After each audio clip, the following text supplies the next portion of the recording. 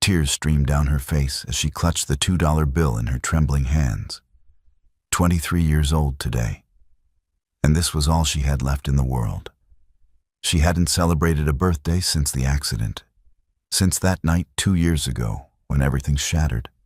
Her parents, her future, her reason to wake up every morning. But today, she wanted something different. Just one thing. A birthday cake. Even the smallest one. Something to prove she was still here, still worth celebrating. The problem? $2 wouldn't even buy her hope. She stared through the bakery window at the rows of perfect cakes, each one a dream she couldn't afford. Her stomach hadn't seen a proper meal in days, but right now, hunger wasn't what hurt. It was the loneliness, the suffocating weight of being completely invisible to the world. That's when she heard it. "Daddy, why is the beautiful lady crying?" A little girl's voice. Innocent, curious, concerned. Zelda looked up to see a man and his daughter standing there, watching her. The man had kind eyes, the kind that had known pain. And what he did next? No one saw it coming. Not Zelda, not his daughter, not anyone. What this single father did in that moment would change everything. But the real shock? That was still ahead. Before we continue, let us know in the comments section where in the world you're tuning in from. We love seeing how far our stories reach. And if this story speaks to you, don't forget to like, share, and subscribe. The man crouched down beside his daughter, his hand resting gently on her small shoulder. "I don't know, sweetheart," he said softly, his eyes meeting Zelda's for just a moment before looking away, as if he understood that sometimes grief needs privacy. But the little girl didn't look away. She stepped closer, her pink winter coat bright against the gray evening. "Are you sad because it's your birthday?" Zelda's breath caught. How could this child possibly know? She glanced down at the crumpled $2 bill in her hand, then back at the little girl's face, so open, so genuinely concerned. "How did you? You keep looking at the birthday cakes," the girl said simply. "And you're crying. That's what I do when I can't have something I really want." The man stood up, running a hand through his dark hair.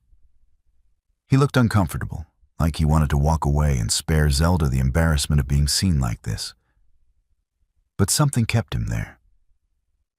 "Alora," he said gently, "maybe we should... Can we buy her a cake, Daddy? Please?" "Sweetheart, I don't think..." "No," Zelda said quickly, wiping at her face with the back of her hand. "No, that's very kind. But I don't need..." The words tangled in her throat. She did need it. God, she needed something, anything to make today feel less like drowning. Alora turned to her father, tugging at his coat sleeve. "Daddy, it's her birthday. Nobody should be sad on their birthday." The man, Alaric, Zelda would learn. Later, looked at his daughter, then at Zelda, then back at his daughter. Something shifted in his expression. A resignation, maybe, or recognition. "All right," he said quietly.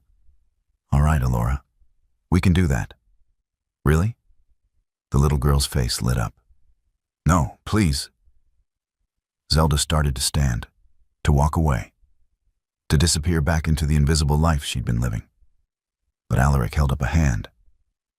"It's just a cake," he said. His voice was kind but firm. "Let us do this. Please." There was something in the way he said it. Not pity, not charity. Just understanding. Like he knew what it felt like to be drowning too. Zelda's throat tightened. She nodded, unable to speak. 10 minutes later, she sat on that same bench holding a small white box. Inside was a chocolate cake with "Happy Birthday" written in delicate blue frosting. It wasn't the cheapest one in the bakery. It was one of the beautiful ones she'd been staring at through the window. Alora sat beside her, swinging her legs, watching Zelda with those impossibly kind eyes. "Are you going to eat it here?" I don't know." "You should come to our house," Alora announced, as if it were the most obvious thing in the world. "We're having spaghetti for dinner. Daddy makes really good spaghetti. You can eat your cake after." Alaric, standing a few feet away, looked mildly alarmed. "Alora, I'm sure she has—" "I don't," Zelda heard herself say. The words came out before she could stop them. "I don't have anywhere to go." The silence that followed was heavy. Alaric's expression changed, not to pity, but to something deeper. Sadness, maybe, or recognition again. Like he was seeing her, really seeing her for the first time. "Then come with us," he said simply. Zelda's first instinct was to refuse, to protect what little pride she had left. But Alora was looking at her with such hope, such innocent certainty that this was the right thing to do. And the truth was, Zelda was so tired. Tired of being strong, tired of being alone, tired of pretending she didn't need anyone. "Okay," she whispered. "Thank you." The drive to their house was quiet. Zelda sat in the back seat of Alaric's old pickup truck, the cake box balanced on her lap, watching the streets pass by through the window. Alora chattered from the front seat, telling her father about school, about her friend Emma, about the drawing she made in art class. Normal things, family things. Things Zelda hadn't heard in 2 years. Their home was small but warm, the kind of place that felt lived in, loved. Photos lined the hallway. Alora as a baby, birthday parties, a woman with kind eyes who Zelda assumed was Alora's mother. She noticed there were no recent photos of the woman. "You can put your coat there," Alaric said, gesturing to a hook by the door. He moved into the kitchen, pulling out a pot, filling it with water. "Make yourself comfortable. This won't take long." But Zelda didn't know how to make herself comfortable. She stood in the living room, hands clasped in front of her, feeling like an intruder. Alora had already disappeared down the hallway, and the sound of a door closing told Zelda she'd gone to her room. "You can sit," Alaric called from the kitchen. Zelda perched on the edge of the couch, her body tense. The house smelled like cinnamon and something else. Maybe lavender. It smelled like home. Nothing like the shelters, nothing like the cold streets, nothing like the empty, echoing silence she'd grown used to. "How long?" Alaric's voice was soft, non-judgmental. He stood in the kitchen doorway, arms crossed, watching her carefully. "How long what?" "How long have you been on the streets?" Zelda's chest tightened. She hadn't expected him to ask so directly. 2 years, since my parents died." He nodded slowly. Didn't ask for details. Didn't push. Just nodded, like he understood that some pain was too big for words. "I'm sorry." "Me too." Alora came back then, breaking the heavy moment. She changed into pajamas, pink with little stars on them, and carried a worn teddy bear under one arm. "Can Zelda see my room after dinner?" "If she wants to," Alaric said, returning to the kitchen. Dinner was strange, surreal even. Zelda sat at their small kitchen table, a plate of spaghetti in front of her, watching Alora twist noodles around her fork while talking about her day. Alaric ate quietly, occasionally smiling at his daughter's stories, occasionally glancing at Zelda as if to make sure she was okay. She wasn't okay, but she was here, and that was something. The first week felt like living in someone else's dream. Zelda slept on their couch, wrapped in blankets that smelled like fabric softener, a luxury she'd forgotten existed. Every morning, She woke to the sound of Alora's footsteps padding down the hallway, to the smell of coffee brewing, to Alaric's quiet movements as he got ready for work. She tried to make herself useful. It was the only way she knew how to justify being there. She'd wake early, fold the blankets precisely, wash any dishes left in the sink, wipe down counters that were already clean. Alaric would find her in the kitchen, rearranging things that didn't need rearranging, and he'd give her this look, gentle, slightly amused, maybe a little sad. "You don't have to do that," he said one morning, watching her organize his spice cabinet. "I want to help." Zelda didn't look at him. "You're letting me stay here. The least I can do is..." "Zelda." He waited until she turned around. "You're not a burden. You know that, right?" She didn't know that. Didn't believe it. Couldn't let herself believe it because believing it meant letting her guard down. And letting her guard down meant she could get hurt again. "I just want to contribute," she said quietly. He studied her for a moment, then nodded. "Okay. But you don't owe us anything. I mean that." By the second week, something shifted. Alora started treating Zelda less like a guest and more like... She wasn't sure what. A friend, maybe. Or something closer. The little girl would drag her to her room after school, showing her drawings, telling her stories, asking questions about everything. "Did you have a mom and dad?" Alora asked one afternoon, sitting cross-legged on her bedroom floor while Zelda helped her color.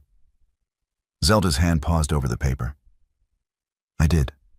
They died in a car accident." "Like my mom," Alora said softly. "She died too, from being sick." "I know, sweetheart. I'm sorry." Alora looked up at her, those impossibly wise 7-year-old eyes holding more understanding than they should. "Does it stop hurting?" Zelda's throat closed. She thought about lying, about giving some comfortable answer about time healing all wounds, but Alora deserved the truth. "No," she said, "but it gets different, less sharp. You learn to carry it." "Daddy still cries sometimes," Alora whispered, like it was a secret. "At night, when he thinks I'm sleeping." Zelda's heart cracked a little more. She looked at this small, brave girl who'd lost her mother and was still somehow full of light, full of kindness. "He loves you very much." "I know." Alora went back to coloring. "I think he's lonely, though." "Are you lonely?" "Yes," Zelda admitted. "Very. Maybe you don't have to be anymore." That evening, after Alora went to bed, Zelda found Alaric in the kitchen, washing dishes. She picked up a towel and started drying without asking. They worked in silence for a few minutes, the only sound the running water and the clink of plates. "She talks about you," Alaric said finally. "Alora, she's asked me 3 times if you're going to stay." Zelda's hands stilled. "What did you tell her?" "That it's up to you." He handed her another plate. "But for what it's worth, I hope you do. Stay, I mean, at least until you figure things out." "I can't stay here forever, Alaric. I don't know what I need to do, but I can't just..." "Why not?" He turned off the water, facing her. "Why can't you stay? What's waiting for you out there?" Nothing. The answer was nothing. But admitting that felt like admitting defeat, like admitting she'd given up on ever having a real life again. "I'm not your responsibility," she said instead. "You're right. You're not." He leaned against the counter, arms crossed. "But Alora likes you, and honestly, it's nice having another adult around, someone who gets it." "Gets what?" "Loss." The word hung between them. Grief. Trying to keep going when everything feels impossible. Zelda set down the towel. "You seem like you're doing fine." Alaric laughed, but there was no humor in it. I'm not.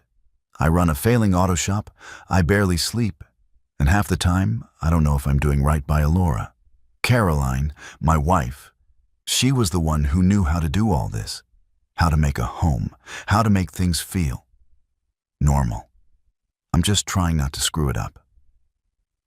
You're not screwing it up, Zelda said softly. Alora is amazing. You're doing something right. Maybe. He ran a hand through his hair. But it's hard doing it alone. So if you're worried about being a burden, don't be. You're helping more than you know. The third week, something changed in Zelda. She started to relax, just slightly. Started to believe, just a little, that maybe she could have this. Not forever, but for now. Maybe she could let herself feel safe. She and Alaric fell into a routine. He'd come home from the shop, covered in grease and exhaustion, and she'd have dinner started. Not because she had to, but because she wanted to. Alora would do homework at the kitchen table while they cooked together, and for brief moments, it felt like a family. Tell me about before, Alaric said one night, chopping vegetables while Zelda stirred sauce. Before everything fell apart. I was in college, she said, studying art. I wanted to be an illustrator, children's books maybe. Something that made people feel something, you know? Why'd you stop? Couldn't afford it. After my parents died, everything they had went to paying off debts and medical bills. I had nothing left. No family, no money, nowhere to go. She kept stirring, watching the sauce bubble. I tried to work, tried to keep going, but I couldn't afford rent and food and tuition. Something had to give. You gave up your dream. I gave up everything. Alaric was quiet for a moment. You could start again. The dream, I mean. Zelda shook her head. It's too late for that. You're 23, Zelda. It's not too late for anything. But it felt too late. It felt like she'd used up all her chances, all her hope, and this temporary kindness from a stranger and his daughter was more than she deserved. By the fourth week, Zelda realized something terrifying. She was falling in love with this life, with the quiet mornings and the chaotic evenings, with Alora's laughter and Alaric's steady presence, with feeling like she mattered again, and that scared her more than anything. One night, after Alora had gone to bed and the house was quiet, Zelda sat on the porch steps, wrapped in one of Alaric's jackets. The air was cold, biting, but she needed it. Needed to feel something sharp to cut through the warmth that was seeping into her bones. The door opened behind her. Alaric sat down beside her, 2 mugs of tea in his hands. He handed her one without a word. They sat in silence for a while, watching their breath cloud in the cold air. I can't do this, Zelda said finally, her voice cracking. Do what? This. Feel like I belong here. Feel like I'm part of something. Because eventually, it's going to end. You're going to realize I'm just some broken girl you took pity on, and I'm going to be back out there, and it's going to hurt so much worse because I let myself believe. Her voice broke completely. Alaric set his mug down. Look at me. She couldn't. Zelda, look at me.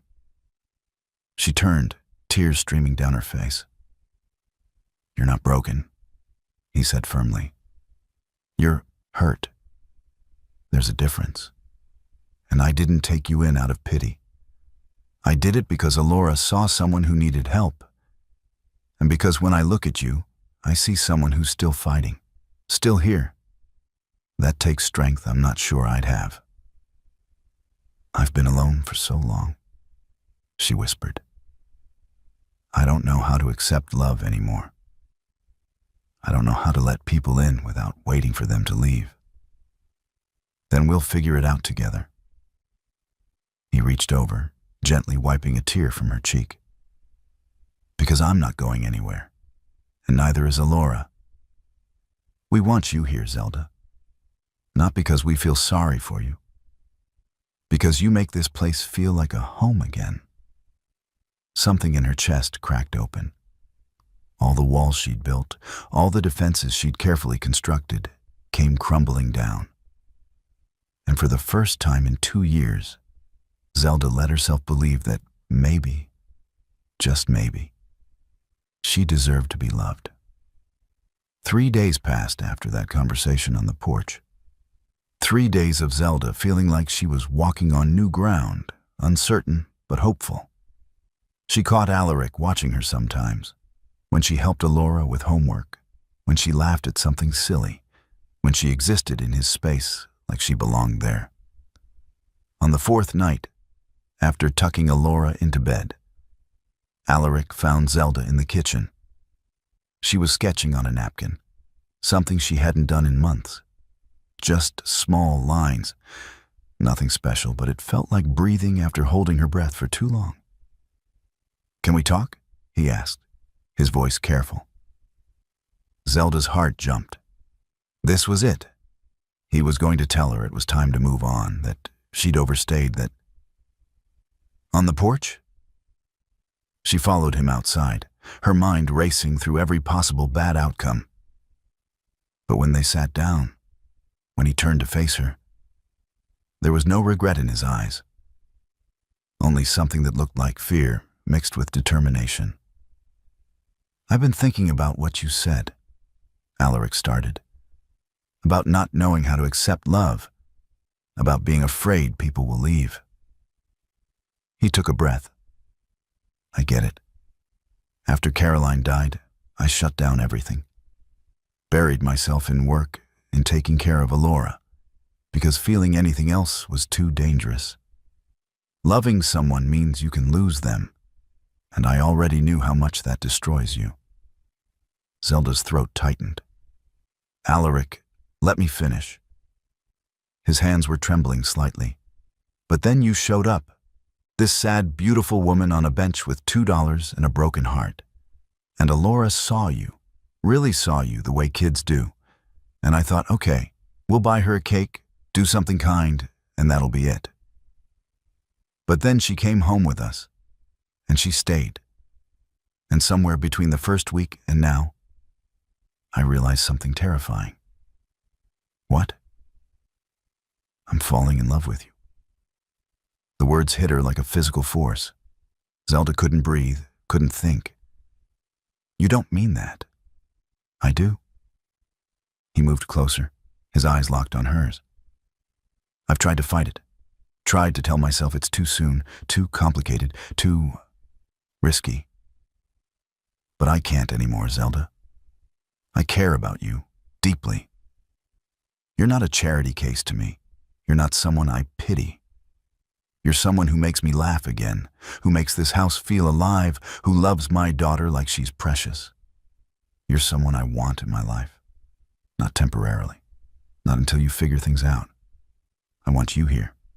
With us. With me." Tears spilled down Zelda's cheeks. "I'm terrified. So am I." He reached for her hand, his touch gentle. "But I'd rather be terrified with you than safe and alone. I've done alone. It's worse than being scared. What if I'm not ready? What if I mess this up? What if... Then we'll mess it up together." He smiled softly. "I'm not asking you to be perfect, Zelda.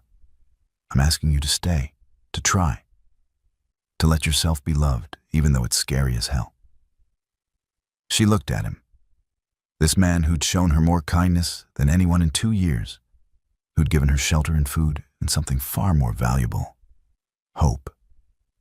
She thought about Alora, about the little girl who'd seen her crying and decided she mattered, about the life they were offering her, fragile and uncertain, but real. "I don't know if I'm ready," she whispered. "That's okay." Alaric squeezed her hand. "We'll take it slow. We'll figure it out. But please, don't run because you're scared. Stay because you want to. Because you feel something too.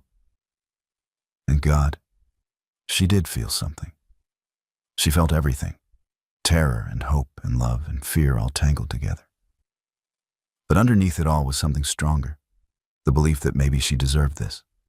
Maybe she deserved to be happy again. "I feel something," she admitted. "I feel everything. And it scares me so much, Alaric.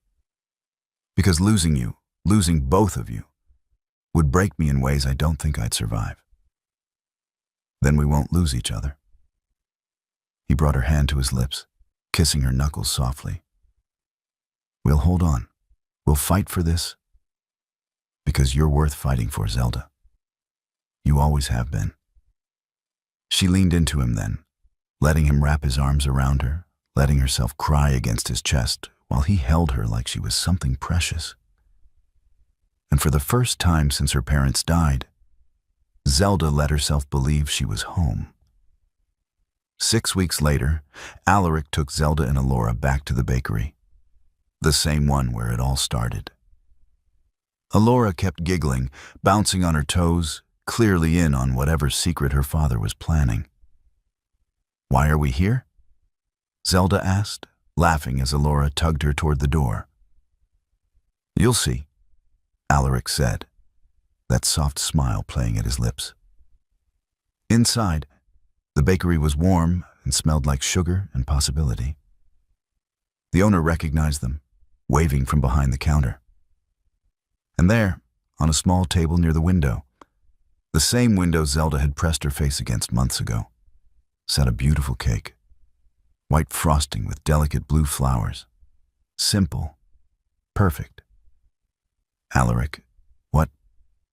He took her hand, and suddenly he was on one knee, and Zelda's heart stopped. "Zelda, the first time I saw you, I saw someone who was hurting. But I also saw someone who hadn't given up. Someone who was still here, still trying, still hoping for something better. Over these past months, I've watched you heal. I've watched you smile again. I've watched you love my daughter like she's your own. And I've fallen completely, impossibly in love with you." Tears were already streaming down her face. "You make me want to be brave again," he continued. "You make me believe in second chances. And I know we've only known each other a few months, and I know this might seem fast. But when you've lived through loss, you learn that life's too short to waste time being afraid." He pulled out a simple silver ring. "Marry me. Be my wife. Be Alora's mom. Be part of this family that already feels incomplete without you." Zelda couldn't speak, could barely see through her tears. But she nodded, frantically, desperately. "Yes, yes, oh my God, yes." Alaric stood, sliding the ring onto her finger, and kissed her while Alora cheered and the bakery owner clapped, and the world felt right in a way it hadn't in years. "I love you," Zelda whispered against his lips. "I love you too." A year later, Zelda stood in the small art studio attached to their house, the one Alaric had built for her, the one where she taught art classes to kids from low-income families every Saturday. The walls were covered in drawings and paintings, bright splashes of color and hope. Alora sat at one of the easels, carefully painting a sunset, her tongue poking out in concentration. Through the window, Zelda could see Alaric in the yard, fixing something on his truck, grease on his hands, and a smile on his face. This was her life now. Not perfect, but real. Not easy, but full. She'd gone from having nothing, from sitting on a frozen bench with $2 and a broken heart, to having everything that mattered. She thought about that girl sometimes, the one who couldn't afford a birthday cake, the one who thought she'd never be happy again. And she wished she could go back and tell her, "Hold on. Just hold on a little longer." Because sometimes, when you least expect it, a little girl and her father walk into your life and change everything. Sometimes love finds you when you're not looking, when you're broken and lost and convinced you don't deserve it. Sometimes it comes in the form of a kind gesture a warm home, and two people who see you, really see you, and decide you're worth keeping. Alaric came inside, wrapping his arms around her from behind. You okay? Zelda leaned into him, watching Alora paint, feeling the weight of the ring on her finger, breathing in the life she'd built from nothing. I'm more than okay, she said softly. I'm home. And she was. If this story touched your heart, if it reminded you that even in the darkest moments, hope can find you, please subscribe to Soul Story. Share this with someone who needs to hear it. Leave a comment telling us what spoke to you. Because stories like these, they matter. And your support helps us keep telling them. Thank you for being here. Thank you for listening. And remember, you're never as alone as you think you are.